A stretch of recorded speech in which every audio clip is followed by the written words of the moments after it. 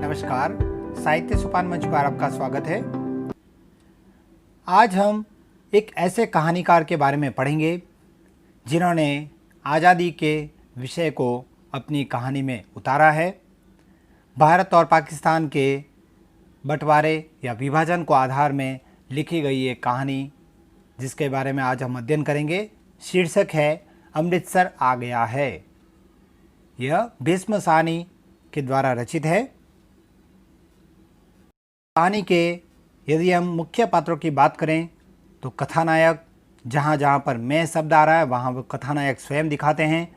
एक सरदार जी है, एक पेशावर पाकिस्तान के एक बाबू है और अन्य पात्रों में इसमें 3 पठान युवक है, एक बुढ़िया है और ये रेलगाड़ी से जुड़ी कहानी के रूप में यहाँ पर प्रस्तुत किया है तो अन्य सहयात्री भी इसमें दिखाए गए हैं। अब आइए मूल कहानी के बारे में अध्ययन करते हैं, फिर इस कहानी से जुड़ी महत्वपूर्ण जानकारी के बारे में भी अध्ययन करेंगे। गाड़ी के डिब्बे में बहुत मुसाफिर नहीं थे। मेरे सामने वाली सीट पर बैठे सरदार जी देर से मुझे लाम के किस्से सुनाते रहे थे। लाम यानी युद्ध। वह लाम के दिनों में बर्मा की लड़ाई में भाग ले चुके थे और बात बात पर खीं खीं करके हंसते और गोरे फौजियों की खिल्ली उड़ाते रहे थे। डिब्बे में 3 पठान व्यापारी भी थे। उनमें से एक हरे रंग की पोशाक पहने ऊपर वाली बर्थ पर लेटा हुआ था। वह आदमी बड़ा हंसमुख था और बड़ी देर से मेरे साथ वाली सीट पर बैठे एक दुबले से बाबू के साथ उसका मजाक चल रहा था। वह दुबला बाबू पेशावर का रहने वाला जान पड़ता था, क्योंकि किसी किसी वक्त वे आपस में पश्तो यानी एक भाषा जो है पश्तो में बातें करने लगते थे। मेरे सामने दाईं ओर कोने में एक बुढ़िया मुंह सिर ढांपे बैठी थी और देर से माला जप रही थी। यही कुछ लोग रहे होंगे। संभव है 2-1 और मुसाफिर भी रहे हो, पर वे स्पष्टतः मुझे याद नहीं। गाड़ी धीमी रफ्तार से चली जा रही थी और गाड़ी में बैठे मुसाफिर बतिया रहे थे और बाहर गेहूं के खेतों में हल्की हल्की लहरियां उठ रही थी और मैं मन ही मन बड़ा खुश था, क्योंकि मैं दिल्ली में होने वाला स्वतंत्रता दिवस समारोह देखने जा रहा था। उन दिनों के बारे में सोचता हूँ तो लगता है हम किसी झुटपुटे में जी रहे हैं। शायद समय बीत जाने पर अतीत का सारा व्यापार ही झूठ मुठे में बीता जान पड़ता है। ज्यों-ज्यों भविष्य के पट खुलते जाते हैं यह झूठपुटा और भी गहराता चला जाता है। उन्हीं दिनों पाकिस्तान के बनाए जाने का ऐलान किया गया था और लोग तरह तरह के अनुमान लगाने लगे थे कि भविष्य में जीवन की रूपरेखा कैसी होगी, पर किसी की भी कल्पना बहुत दूर तक नहीं जा पाती थी। मेरे सामने बैठे सरदार जी बार बार मुझसे पूछ रहे थे कि पाकिस्तान बन जाने पर जिन्ना साहिब बम्बई में ही रहेंगे या पाकिस्तान में जाकर बस जाएंगे, और मेरा हर बार यही जवाब होता, बम्बई क्यों छोड़ेंगे, पाकिस्तान में आते जाते रहेंगे। बम्बई छोड़ देने में क्या तुक है। लाहौर और गुरदासपुर के बारे में भी अनुमान लगाए जा रहे थे कि कौन सा शहर किस ओर जाएगा। मिल बैठने के ढंग में, गपशप में, हंसी मजाक में कोई विशेष अंदर नहीं आया था। कुछ लोग अपने घर छोड़कर जा रहे थे जबकि अन्य लोग उनका मजाक उड़ा रहे थे। कोई नहीं जानता था कि कौन सा कदम ठीक होगा और कौन सा गलत। एक और पाकिस्तान बन जाने का जोश था तो दूसरी ओर हिंदुस्तान के आज़ाद हो जाने का जोश। जगह जगह दंगे भी हो रहे थे और योम आज़ादी की तैयारियां भी चल रही थी। इस पृष्ठभूमि में लगता देश आज़ाद हो जाने पर दंगे अपने आप बंद हो जाएंगे। वातावरण में इस झुटपुट में आज़ादी की सुनहरी धूल सी उड़ रही थी और साथ ही साथ अनिश्चय भी डोल रहा था। और इसी अनिश्चय की स्थिति में किसी किसी वक्त भावी रिश्तों की रूपरेखा झलक दी जाती थी। शायद जेहलम का स्टेशन पीछे छूट चुका था जब ऊपर वाली बर्थ पर बैठे पठान ने एक पोटली खोल ली और उसमें से उबला हुआ मांस और नान रोटी के टुकड़े निकाल कर अपने साथियों को देने लगा। फिर वह हंसी मजाक के बीच मेरे बगल में बैठे बाबू की ओर भी नान का टुकड़ा और मांस की बोटी बढ़ाकर खाने का आग्रह करने लगा था। काले बाबू, ताकत आएगी, अब जैसा हो जाएगा। बीवी भी तेरे साथ खुश रहेगी। काले दाल कोर, तू दाल खाता है इसलिए दुबला है। डिब्बे में लोग हंसने लगे थे। बाबू ने पश्तो में कुछ जवाब दिया और फिर मुस्कुराता सिर हिलाता रहा। इस पर दूसरे पठान ने हंसकर कहा, ओ जालिम, हमारे हाथ से नहीं लेता है तो अपने हाथ से उठा ले। खुदा कसम, बकरे का गोश्त है और किसी चीज़ का नहीं है। ऊपर बैठा पठान चहक कर बोला, ओ खंजीर के तुम, इधर तुम्हें कौन देखता है? हम तेरी बीवी को नहीं बोलेगा। ओ, तुम हमारे साथ बोटी तोड़, हम तेरे साथ दाल पिएगा।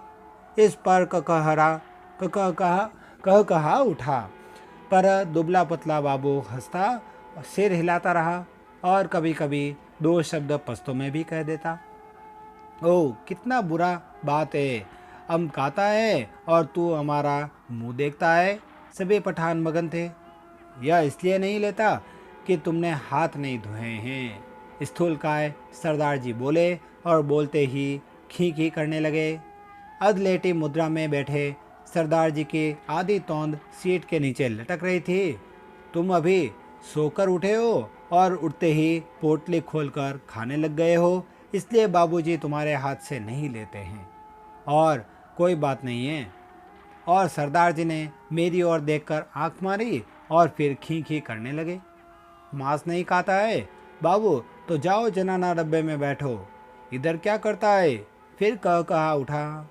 कह कहा यानी हंसने लग गए सब। डिब्बे में और भी अनेक मुसाफिर थे, लेकिन पुराने मुसाफिर यही थे जो सफ़र शुरू होने में गाड़ी में बैठे थे। बाकी मुसाफिर उतरते चढ़ते रहे थे। पुराने मुसाफिर होने के नाते उनमें एक तरह की बेतकल्लुफ़ी आ गई थी। ओ, इधर आकर बैठो, तुम हमारे साथ बैठो। आओ जालिम, किस्सा खाने की बातें करेंगे।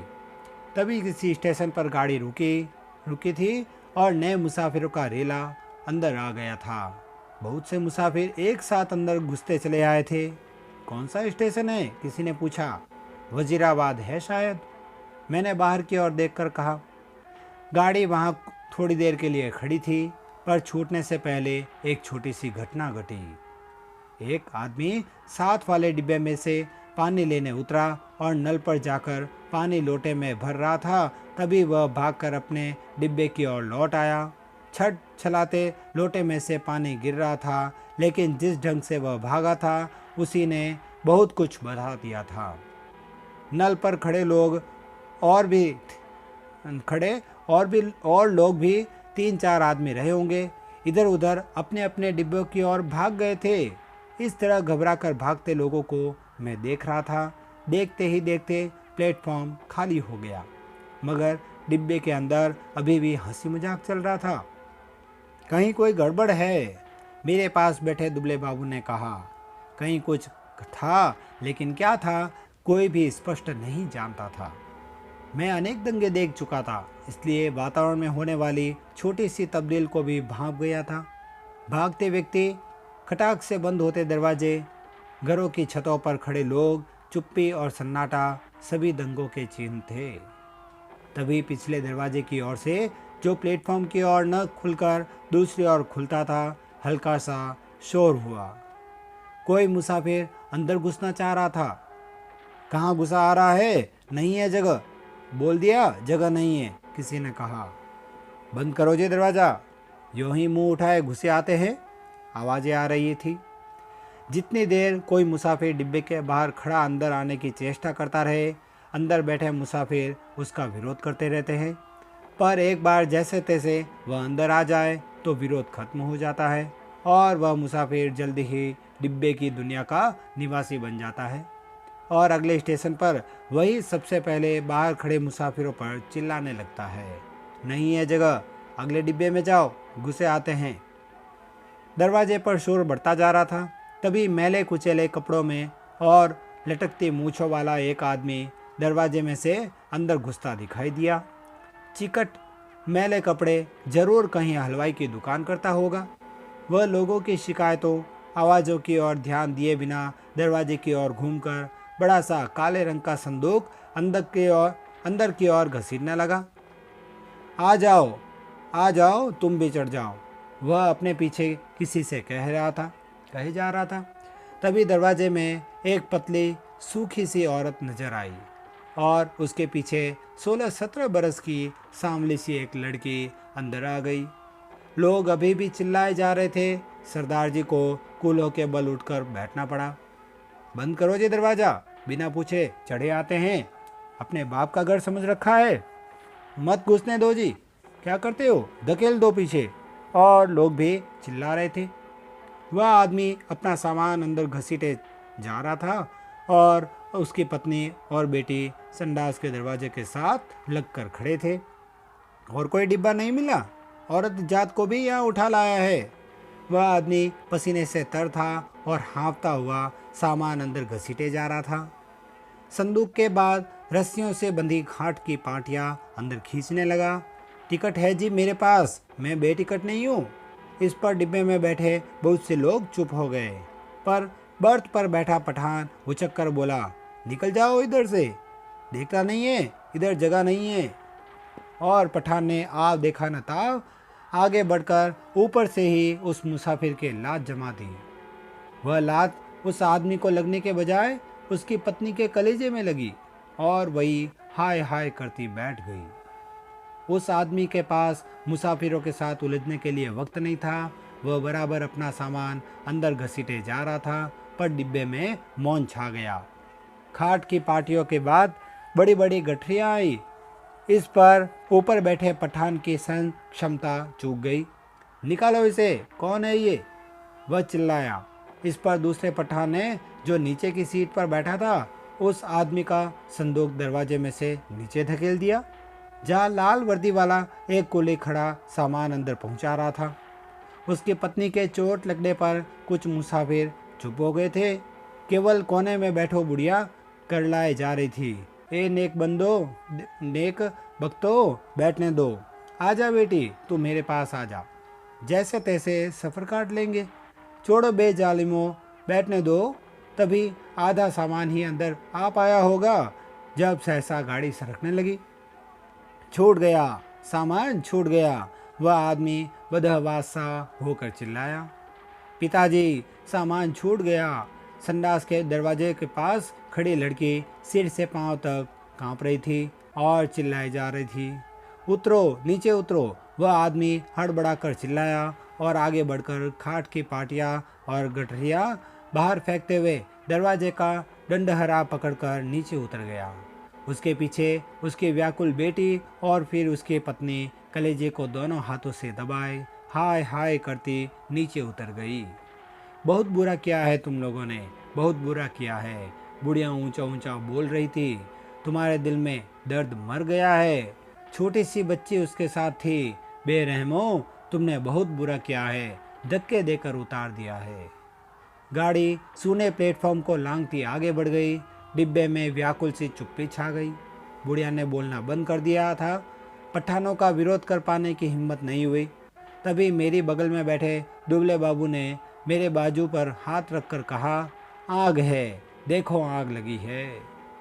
गाड़ी प्लेटफॉर्म छोड़कर आगे निकल आई थी और शहर पीछे छोड़ रहा था। तभी शहर की ओर से उठते धुएं के बादल और उनमें लपलपाती आग के शोले नजर आने लगे थे। दंगा हुआ है, स्टेशन पर भी लोग भाग रहे थे, कहीं दंगा हुआ है। शहर में आग लगी थी। बात डिब्बे भर के मुसाफिरों को पता चल गई और वे लपक लपक कर खिड़कियों में से आग का दृश्य देखने लगे। जब गाड़ी शहर छोड़कर आगे बढ़ गई तो डिब्बे में सन्नाटा छा गया। मैंने घूमकर डिब्बे के अंदर देखा। दुबले बाबू का चेहरा पीला पड़ गया था और माथे पर पसीने की परत किसी मुर्दे के माथे की तरह चमक रही थी। मुझे लगा जैसे अपनी अपनी जगह बैठे सभी मुसाफिरों ने अपने आसपास बैठे लोगों का जायजा ले लिया है। सरदार जी उठकर मेरी सीट पर आ गए बैठे। नीचे वाली सीट पर बैठा पठान उठा और अपने दो साथी पठानों के साथ ऊपर वाली बर्थ पर चढ़ गया। यही क्रिया शायद रेलगाड़ी के अन्य डिब्बों में भी चल रही थी। यानी यहाँ पर सभी एक दूसरे को शक की नज़र से देखने लगे। तीनों के तीनों पठान ऊपर वाली बर्थ पर एक साथ बैठे चुपचाप नीचे के ओर देखे जा रहे थे। सभी मुसाफिरों की आंखें पहले से ज़्यादा खुली खुली, ज़्यादा संकित सी लगी। यह स्थिति संभवतः डिब्बे के गाड़ी के सभी डिब्बों में व्याप्त हो रही थी। कौन सा स्टेशन था यह? डिब्बे में किसी ने पूछा। वजीराबाद, किसी ने उत्तर दिया। जवाब मिलने पर डिब्बे में एक और प्रतिक्रिया हुई। पठानों के मन का तनाव फौरन ढीला पड़ गया, जबकि हिंदू सिख मुसाफिरों की चुप्पी और ज़्यादा गहरी हो गई। एक पठान ने अपनी वास्कट की जेब में से नस्वार की डिबिया निकाली और नाक में नस्वार चढ़ाने लगा। अन्य पठान भी अपनी अपनी डिबिया निकालकर नस्वार चढ़ाने लगे। बुढ़िया बराबर माला जपे जा रही थी। किसी किसी वक्त उसके बुदबुदाते होठ नजर आते, लगता उनमें से कोई खोखली सी आवाज़ निकल रही है। अगले स्टेशन पर जब गाड़ी रुकी तो वहाँ भी सन्नाटा था। कोई परिंदा तक नहीं फड़क रहा था। हाँ, एक भिश्ती पीठ पर पानी के मशकल लादे प्लेटफॉर्म लांग कर आया और मुसाफिरों को पानी पिलाने लगा। लो, पियो पानी, पियो पानी। औरतों के डिब्बों में से औरतों और बच्चों के अनेक हाथ बाहर निकल आए थे। बहुत मारकाट हुई है, बहुत लोग मरे हैं। लगता था वह इस मारकाट में अकेला पुण्य कमाने चला आया है। गाड़ी सरकी तो सहसा खिड़कियों के पल्ले चढ़ाए जाने लगे। दूर दूर तक पहियों की गड़गड़ाहट के साथ खिड़कियों के पल्ले चढ़ाने की आवाज़ आने लगी। किसी अज्ञात आशंकावश दुबला बाबू मेरे पास वाली सीट पर से उठा और 2 सीटों के बीच पर फर्श पर लेट गया। उसका चेहरा अभी भी मुर्दे जैसा पीला हो रहा था, यानी वह भी डरा हुआ था। इस पर बर्थ पर बैठा पठान उसकी ठिठोली करने लगा। ओ बेगैरत, तुम मर्द है कि औरत है? सीट पर से उठकर नीचे लेटता है? तुम मर्द के नाम को बदनाम करता है? वह बोल रहा था और बार बार हंसे जा रहा था। फिर वह उससे पश्तो में कुछ कहने लगा। बाबू चुप बना लेटा रहा। अन्य सभी मुसाफिर चुप थे। डिब्बे का वातावरण बोझिल बना हुआ था। ऐसे आदमी को हम डिब्बे में नहीं बैठने देगा। ओ बाबू, अगले स्टेशन पर उतर जाओ और जनाना डिब्बे में बैठो। मगर बाबू की हाजिर जवाबी अपने कंठ में सूख चली थी, यानी वो भी डरा हुआ था। हकला कर चुप हो रहा था। पर थोड़ी देर बाद वह अपने आप उठकर सीट पर जा बैठा और देर तक अपने कपड़ों की धूल झाड़ता रहा। वह क्यों उठकर फर्श पर लेट गया था? शायद उसे डर था कि बाहर से गाड़ी पर पथराव होगा या गोली चलेगी। शायद इसी कारण खिड़कियों के पल्ले चढ़ाए जा रहे हैं। यहाँ तक हम आज पढ़ेंगे और अगली वीडियो में हम कहानी का अगला भाग पढ़ेंगे। धन्यवाद। यदि ये वीडियो आपको पसंद आए तो इसे लाइक, कमेंट और शेयर जरूर करें। साथ ही इस चैनल को सब्सक्राइब करना ना भूलें।